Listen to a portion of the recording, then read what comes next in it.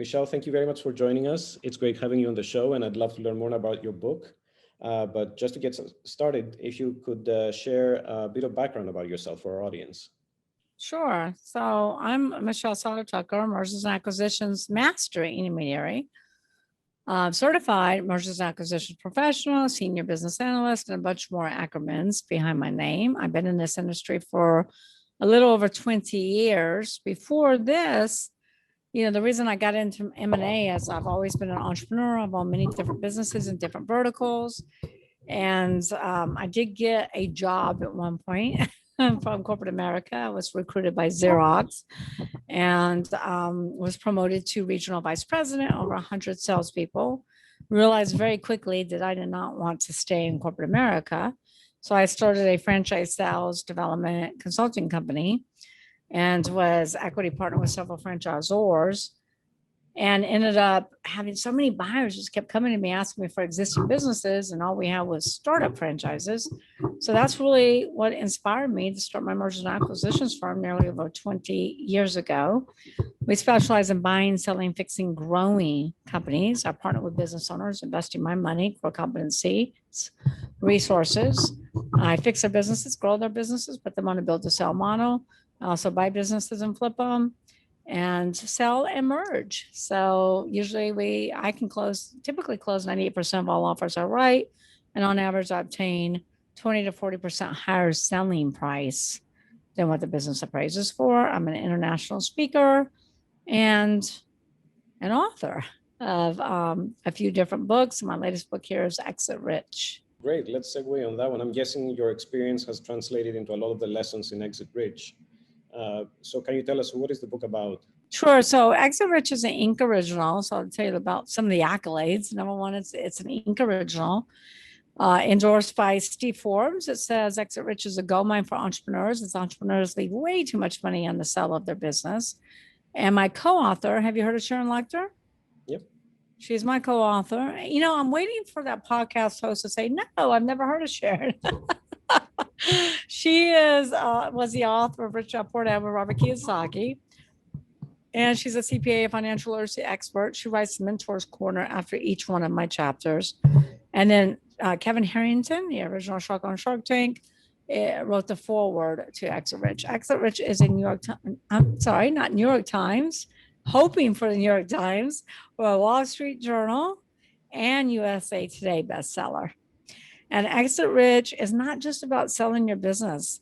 Exit Rich is all about starting with the end in mind, like Stephen Covey says, plan your exit and build on the solid infrastructure so you can build a sustainable business that's scalable, so you actually have a sellable asset.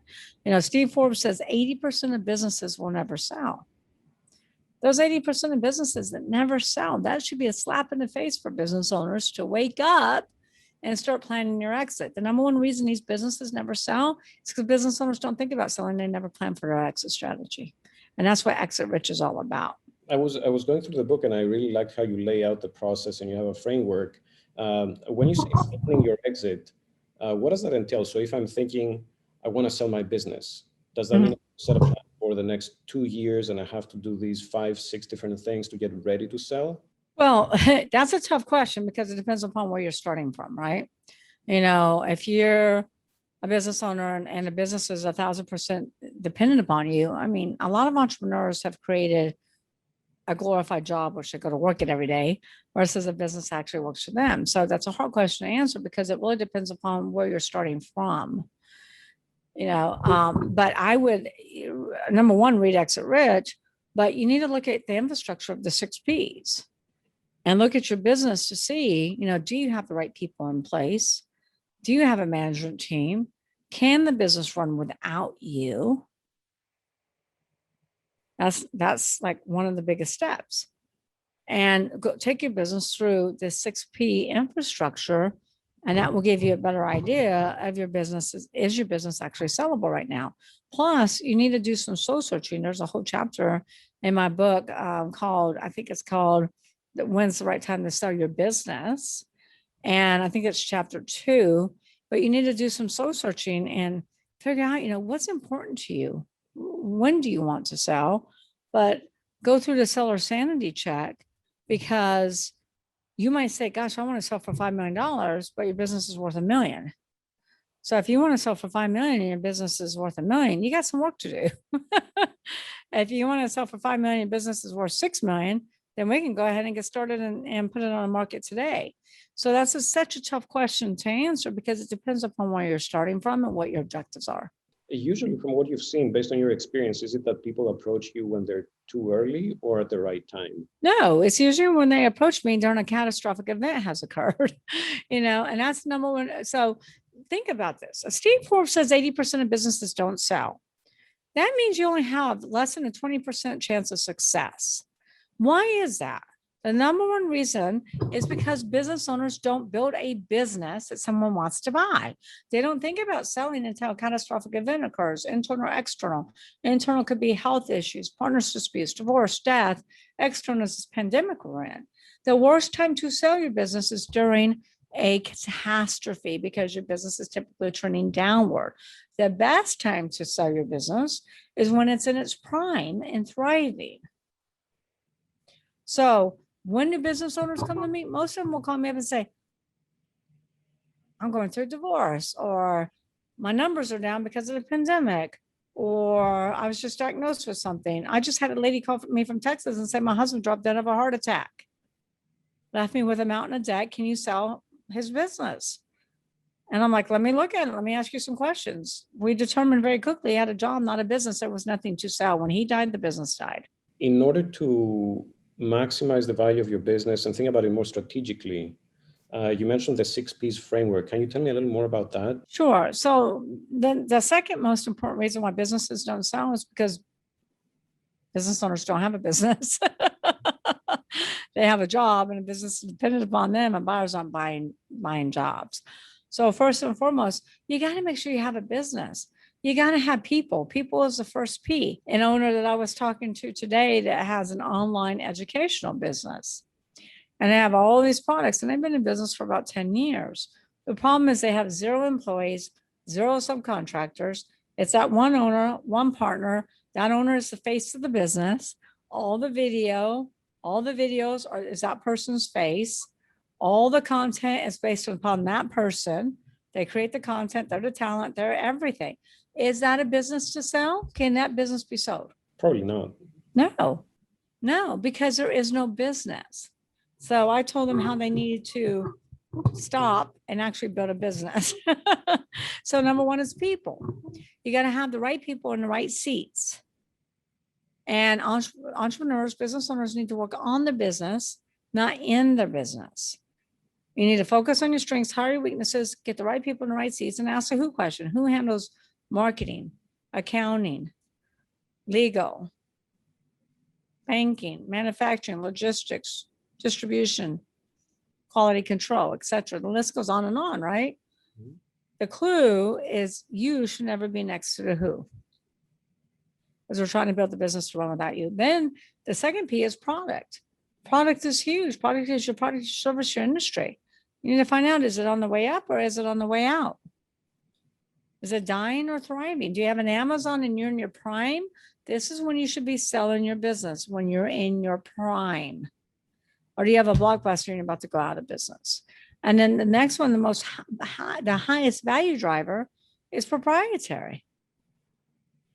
Businesses, I'll give you a quick crash course on valuations. Businesses that have less than $1 million in EBITDA, all industries except SaaS, software companies, will trade most of them will trade on multiple of EBITDA, earnings before interest, taxes, depreciation, amortization. Less than $1 million in EBITDA, you're looking at anywhere between 1 to 3.5, depending upon the industry, how unique your business is and what proprietary synergies you have. Over $1 million in EBITDA, you typically start at 5 and up. Proprietary is the highest value driver. Proprietary can take you from a 5 to a 7 to a 10. Proprietary are those proprietary assets. There are 6 pillars to proprietary. Number one is branding. You have to ask yourself, how well branded is your company? The more well branded your business is, the more we can sell it for, as long as your brand is relevant in the mind of the consumers. Make sense? Is anybody paying any money for Blockbuster? No. Who's the most valuable brand in the world? Apple. Apple. $359 billion. You said that like you weren't sure. $359 billion. And that's just for the brand. That doesn't include a multiple of their EBITDA or inventory or assets or real estate or anything else. So build your brand. Trademarks are another huge proprietary asset. Trademark your company name. Trademark your slogans, your podcast, your products. Problem with trademarks is most business owners think of a name, they go to GoDaddy and they get so excited because they got the .com, but they never go check the federal database. They just go get a state trademark. I've seen business owners in business 5, 10, 15 years, all of a sudden receive a cease and desist letter in the mail and they have to stop using that company name. They have to start the branding all over again. Patents are very important, making sure you have patents. We once sold a company for $18 million. It really wasn't making that much money, but they had 18 patents. Contracts, manufacturing, vendor, distribution, franchisor, that has franchisees. Client contracts are the most valuable to buyers, especially if they have a subscription model with recurring revenue. The caveat and mistake to contracts is most business owners, and not most, all. I'm going to go out and say all business owners make this mistake, because I've been doing this for the last 20 years, 1,000 transactions later. So my company has sold over 1,000 companies. They don't have the 2-sentence transferability clause. It says this contract is transferable upon a new entity. 98% of all sales are asset sales. So if the buyer doesn't agree to do a stock sale, and you don't agree, and the clients don't agree to sign consent to transfer, your deal can fall apart. Databases are huge. Facebook paid $19 billion for WhatsApp. WhatsApp was hemorrhaging. But they had a synergy, and that's what we're talking about right here, is synergies. They had 1 billion users. And Facebook went, we can monetize, we can ROI off of that. So they paid $19 million for 1 billion users. Celebrity endorsements are big. We have a client that has their products in front of Oprah. Strategists will pay a lot of money for that because everybody wants to get in front of the queen of everything. Same thing with radio personalities. Radio personalities can only endorse one vertical at a time. They can't endorse 5 different diet companies because they'll lose credibility. And then e-commerce businesses, if you're manufacturing anything unique, let's say you're manufacturing pillows and you're number 1 on Wayfair, or you're manufacturing vacuum cleaners, and you're number 3 on Amazon. That's all prime real estate, and strategics will pay more money for that. And I can go on and on and on. Video content dries up value, video content, written content. You just got to make sure as the business owner, if somebody's doing your video content, doing your written content, providing those type of graphic services, even photos, that you own that work. You own that work. You need to get the contractors. You got to get your employees, interns, 1099s to agree to sign a disclosure saying that you own that work. The proprietary assets should all be held in a separate corporation as well. One thing that I skipped, I skipped, because we talked about people, products was number 2. I jumped to proprietary and jumped right over processes. Processes is number 3. So we got to go back and talk about processes really quickly. Processes are kind of like exit strategies. People forget about them until a catastrophic event happens in their company. Like, oh my God, we need a process for that. Process is something you should design from the beginning. And they should be productive, efficient, so they decrease overhead, not increase it.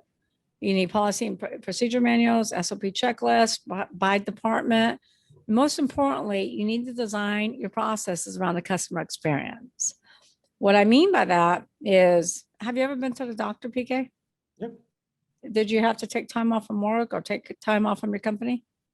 Yeah, I guess. Yeah, you did, right? Yeah. Because when are their hours? Work hours, yeah. Your work, yeah, our work hours, right? Did they design their processes around the patient's experience? Never. Never. They make it very inconvenient for us to go. And then they scream at us when we don't keep our annual checkup or our annual teeth clean or this or that, because their processes are designed around the owner's agenda, right? Not around the customer's experience. You need to design your processes around the customer's experience. If you don't create wow experiences for your clients, somebody else will do it and you'll lose market share. So ask your customers, what do you need? What do you want? How can I make it easier for you to do business with us? Amazon, the company who's winning is the company that makes it so easy to practically purchase anything and have it delivered, and that's Amazon. You can practically buy a horse on Amazon and have it delivered in 2 days. So you really got to go back and ask yourself, what do you want your customers to experience? You know, back in 1950, did you ever watch a movie called The Founder based upon the McDonald's story? I haven't. You haven't? No. Okay, you need to watch The Founder. It's one of the best movies ever. It's based upon McDonald's. And back in 1950s, McDonald's said, we're going to create a fast food restaurant because there isn't one. And a fast food system, we're going to base our processes. We're going to design our processes around the customer's experience. And so they said, what do we want our customers to experience? I said, we want our customers to experience great tasting food that's hot, fast, 30 seconds or less. They never said we want to experience healthy food. They never said we want them to experience great customer service. They said we want them to experience food that tastes great, that's hot, fast, right? Now, we're in 2021.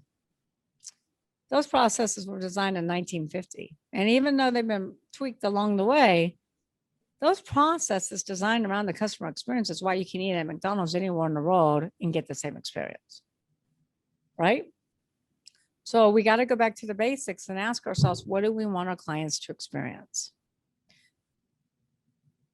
Patrons is number 5. This is your customer base. This is your customer base. Most businesses follow the 80-20 rule, where 80% of the revenue comes from 20% of their clients. So they have customer concentration, not customer diversification. We were once selling a media company, and they have 5 customers. But that's because they specialized in servicing casinos. We were selling for around between $10 to $15 million. They lost 2 clients in the process. The revenues dropped in half. They lost 2 clients at the same time. Revenues dropped in half, EBITDA dropped in half. They were no longer sellable. So you have to have customer diversification.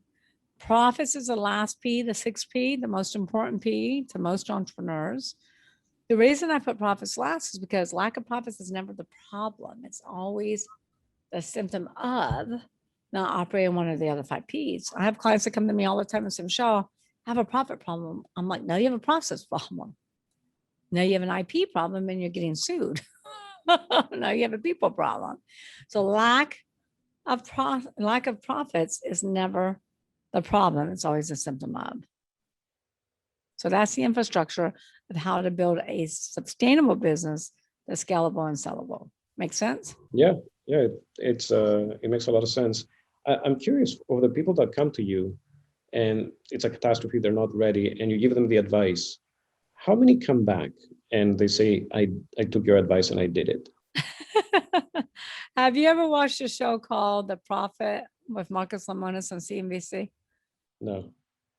So Marcus Lemonis has a show where he partners with business owners. He fixes up the business, kind of like I do.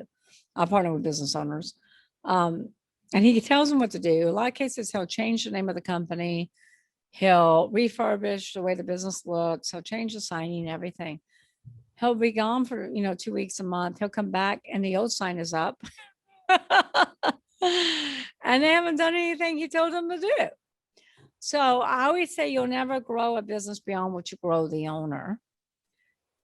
So it's always a work in progress because, have you ever heard the saying, fish stinks from the head? Yep. So the owner has to be coachable, I've had a lot, it's hard to give you a percentage. A lot of times we would just tell people, do this and do this and do this. And most of the time we would never hear from them again. We have now created a program called Road to Sell. And so we're not just telling them, we're helping them do it. So we're getting them into this Road to Sell program and taking them through what I call the GPS exit model, help them plan out, you know, their GPS exit, walk them through the seller sanity check. We help them really look at their business and figure out what their bottlenecks are, take them through the 6 Ps, and we help them. So it's not, it's more done with you versus just me telling you what to do and you go try to do it. Is that a coaching program? Like a mentorship program. Yeah, but it's way more than a mentorship program because we're doing evaluations at the beginning, evaluations at the end. We've got benchmarks set up. And then the whole goal, well, our goal is to get companies through this program and then they're ready to go on market. How long does it take? It depends upon the business. It depends upon how much work they need. It depends on how coachable the owner is, if they're going to listen, if they're actually going to implement. You know, usually 1 to 2 years, but some will take some take longer, some, you know, but usually 1 year minimum. It's all very interesting. How can people connect with you, get the book? Do you have any more materials, anything you can share? So Exit Rich, like I told you, is a USA Today and Wall Street Journal bestseller. It launched June 22nd, but I'm still giving the bonuses. So for anybody that lives inside the United States, you can go to exitrichbook.com. At exitrichbook.com, we'll email you the digital download. We'll ship the hardcover to your doorstep for $24.79 plus shipping cost. If you live outside the United States, go to Amazon because shipping costs are so expensive, as we know.